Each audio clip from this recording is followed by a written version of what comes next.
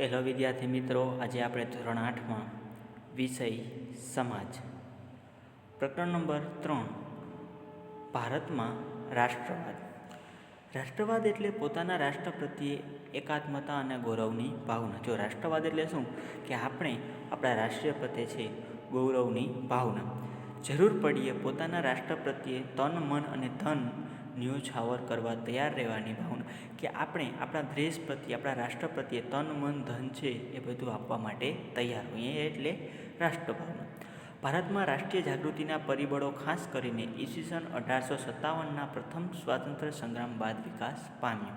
કે ભારતમાં જે 1857નો પ્રથમ સ્વતંત્ર સંગ્રામ થયો ત્યારબાદ આનો વિકાસ પામ્યો. આધુનિક રાષ્ટ્રવાદનો સૌપ્રથમ ઉદ્ભવ યુરોપમાં જોવા મળે છે.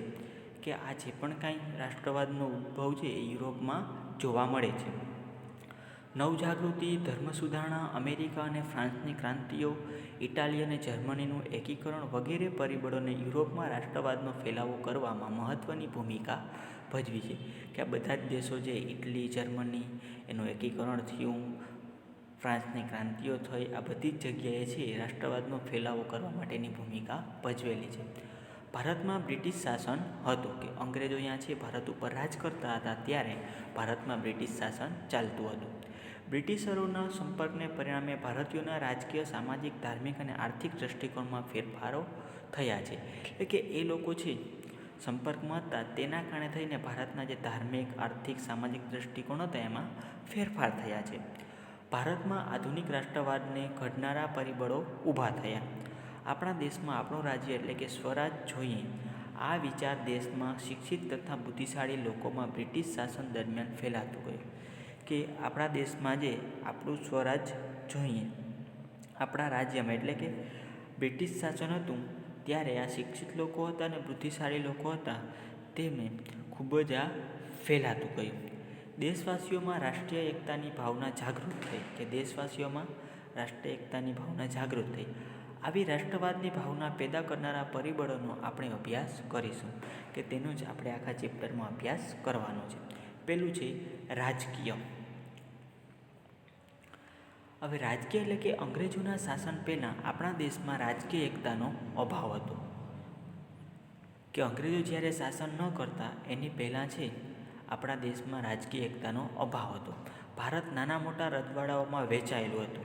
કે આપણું આખું ભારત છે એ રજવાડાઓમાં વહેંચાયેલું હતું. અંગ્રેજોએ ભારતના ઘણા રાજવીઓને હરાવીને મોટાભાગના ભારત ઉપર પ્રત્યક્ષ કે પરોક્ષ રીતે અંકુશ સ્થાપી દીધો. હવે અંગ્રેજોએ શું કહ્યું હતું કે આ રાજાઓ સાથે લડાઈ કરી, પ્રત્યક્ષ અથવા તો પરોક્ષ રીતે કોઈ પણ રીતે લડાઈ કરી અને પોતાને અંકુશ છે એમાં લાવી દીધા. અંગ્રેજોના તાબા હેઠળ એક સરખું વહીવટતંત્ર અમલમાં આવ્યું. કે અંગ્રેજ લોકો ત્યાર પછી તે જ પોતાનો વહીવટ ત્યાં બધી જગ્યાએ ચલાવતા. અંગ્રેજ શાસનનો અનુભવ એકંદરે સારો ન હતો. કે એને અનુભવ છે એ સારો ન હતો. આ અને આવા અનેક કારણોસર અંગ્રેજ શાસન સામેનો વિરોધ ઊભો થયો. કે જેથી કરીને અંગ્રેજ શાસન ચલાવતા તેના સામે વિરોધ ઊભો કરવામાં આવ્યો. ધીરે ધીરે આ વિરોધ પ્રબળ બનતો ગયો. કે રાજકીય રીતે જે આખો વિરોધ છે ધીરે ધીરે ખૂબ જ પ્રબળ બનતો ગયો.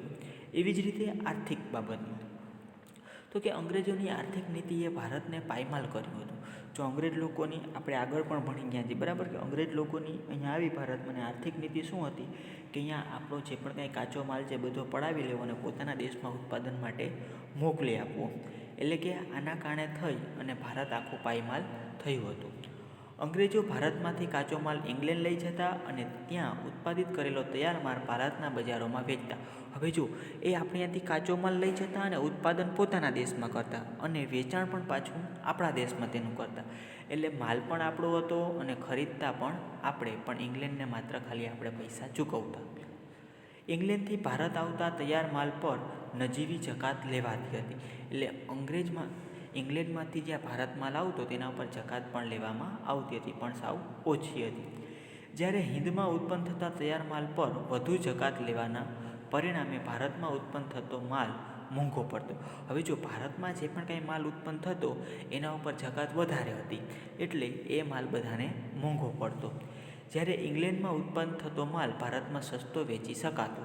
હવે ઇંગ્લેન્ડમાં જે પણ કાંઈ માલ ઉત્પાદન થતો એ માલ કેવો વેચાતો કે સસ્તો વેચાતો, જેથી કરીને વેચાણ પણ વધુ થતું હતું. આ હરીફાઈમાં ભારતમાં હસ્ત ઉદ્યોગ અને ઉદ્યોગ ધંધા ટકી શક્યા નહીં, કે આવી હરીફાઈ હોવાના કારણે થઈ અને હસ્ત ઉદ્યોગ અને કોઈપણ ધંધા ઉદ્યોગ ટકી શક્યા નહીં. પરિણામે કારીગર વર્ગ બેકાર બન્યો, કે આપણો આખો કારીગર વર્ગ ઉદ્યોગમાં કામ ન મળતો એટલે બેકાર બન્યો.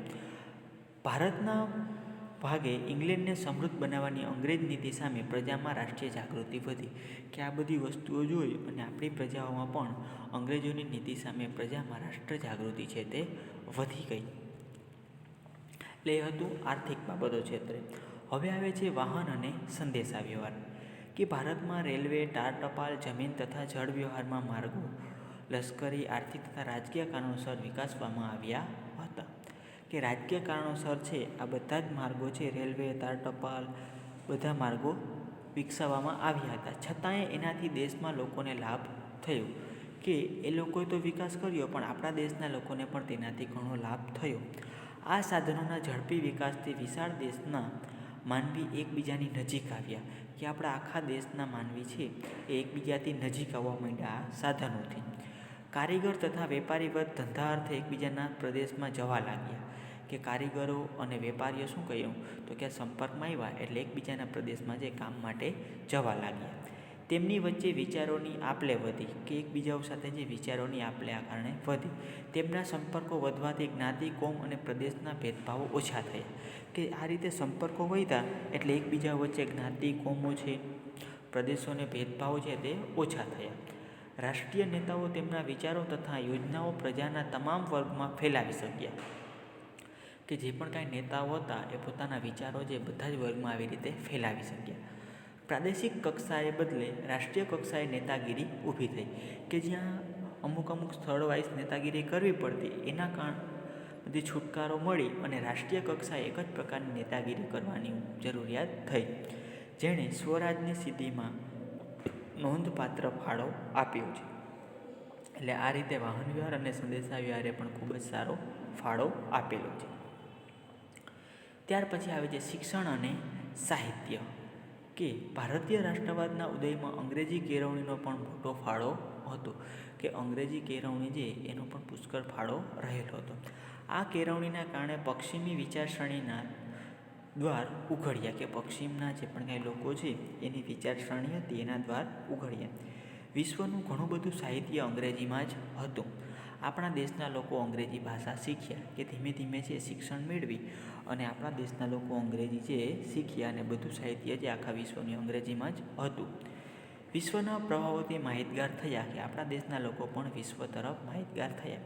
આ કારણે અમેરિકન સ્વતંત્ર સંગ્રામમાંથી લોકશાહી તથા ફ્રાન્સની ક્રાંતિમાંથી સ્વતંત્રતા, સમાનતા અને બંધુત્વની ભાવનાને પ્રેરણા મળી, કે આવા બધા દેશોમાંથી આપણને આ ઘણી બધી પ્રેરણાઓ મળી. આત્મશ્રદ્ધા વધી અને સૌ ભારતના ઉજ્જવળ ભાવિની કલ્પના કરવા લાગ્યા, કે ભારતનું જે પણ કંઈ ભવિષ્ય છે એ સારું રહે એવી કલ્પના કરવા લાગ્યા. દેશની પ્રાદેશિક ભાષાઓમાં નવલકથાઓ, નાટકો, વાર્તાઓ, કાવ્ય અને ગીતો વગેરે લખાયા. આ સાહિત્યએ રાષ્ટ્રભક્તિનો સંદેશ આપ્યો, કે સાહિત્ય અને શિક્ષણના કારણે છે ઘણા બધા નાટકો, નવલકથાઓ, વાર્તાઓ, કાવ્યો, ગીતો એ બધું લખાયું અને રાષ્ટ્રભક્તિને એક સારો એવો સંદેશો આપ્યો.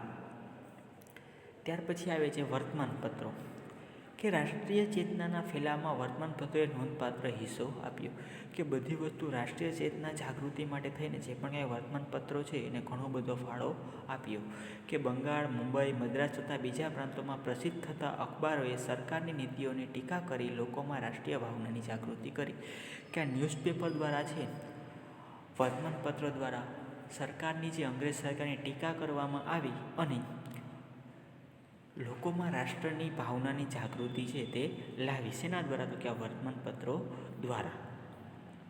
ત્યાર પછી આવે છે કે ભારતનો ભવ્ય વારસો, એ પાશ્ચાત્ય પુરાતત્વવિદ એલેક્ઝાન્ડર કનિંઘહામ તથા તેના મદદનીશોએ ભારતમાં અનેક પ્રાચીન સ્થળોએ ખોદકામ કર્યું, કે પુરાતત્વ વિભાગમાં જે પણ કાંઈ અંગ્રેજ લોકો હતા તેમણે ખોદકામ કર્યું હતું.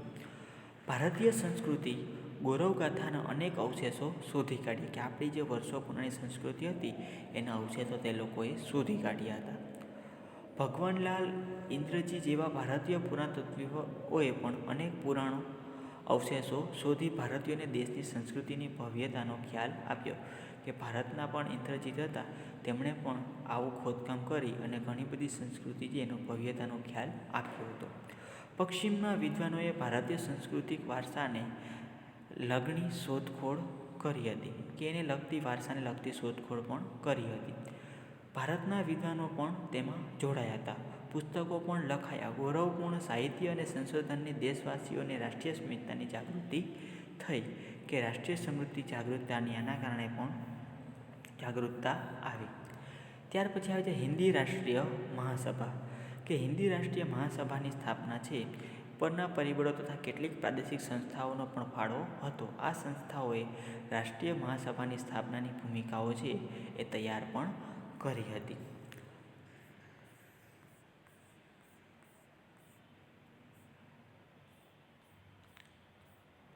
સર એનએલ ઓક્ટેવિયમ યુ નામના નિવૃત્ત અંગ્રેજ અધિકારીએ ખાતરી થઈ ચૂકી હતી કે બ્રિટિશ સામ્રાજ્ય ઉપરથી દેખાય એટલું સલામત નથી. કે એમને ખ્યાલ હતો કે હવે બ્રિટિશનું સામ્રાજ્ય છે એ દેખાય છે એટલું સલામત નથી. તેઓ માનતા કે જનતામાં ફેલાયેલ અસંતોષને ઘટાડવામાં નહીં આવે તો 1857ના સ્વાતંત્ર્ય સંગ્રામ જેવી ઘટના ફરીથી પણ બનશે. કે જો આ જનતાને જે આપણે અસંતોષ ફેલાયેલો છે એ ઘટાડવામાં નહીં આવે તો ફરી વખત સ્વાતંત્ર્ય સંગ્રામ જેવી ઘટનાઓ બનશે. આ જન આક્રોશ રોકવા તેમણે બંધારણીય સંસ્થા સ્થાપવાનું વિચાર્યું. કે એના માટે થઈને એમણે શું કર્યું કે બંધારણ જે સ્થાપવાનું વિચાર્યું સંસ્થા. તત્કાલીન વાઇસરોય ડફરિનને સમજાયું કે નિવૃત્ત અધિકારીઓના વિચારને વાઇસરોયનો પણ ટેકો મળ્યો. એના જે મોટા અધિકારીઓ હતા એનો ટેકો પણ તેમને મળ્યો હતો. એઓ હ્યુમના પ્રત્યોથી ડિસેમ્બર 1885માં હિન્દી રાષ્ટ્રીય મહાસભાની સ્થાપના કરવામાં આવી. કે જે રાષ્ટ્રીય સભા હતી તેની સ્થાપના કરવામાં આવી. મુંબઈની ગોકુળદાસ તેજપાલ સંસ્કૃત પાઠશાલામાં 28મી ડિસેમ્બર 1885ના રોજ વ્યોમચંદ્ર બેનર્જીના પ્રમુખ પદે તેનું પ્રથમ અધિવેશન મળ્યું. જો અહીંયા ચિત્ર આપેલું છે એ વ્યોમેશચંદ્ર બેનર્જી છે, તેનું અધિવેશન જે પ્રથમ વખત મળ્યું હતું. તેમાં ભારતના જુદા જુદા પ્રદેશોમાંથી 72 પ્રતિનિધિઓએ હાજરી આપી હતી. કે ભારતના પ્રદેશોમાંથી 72 જેટલા લોકો જે પ્રતિનિધિઓએ હાજર રહ્યા હતા.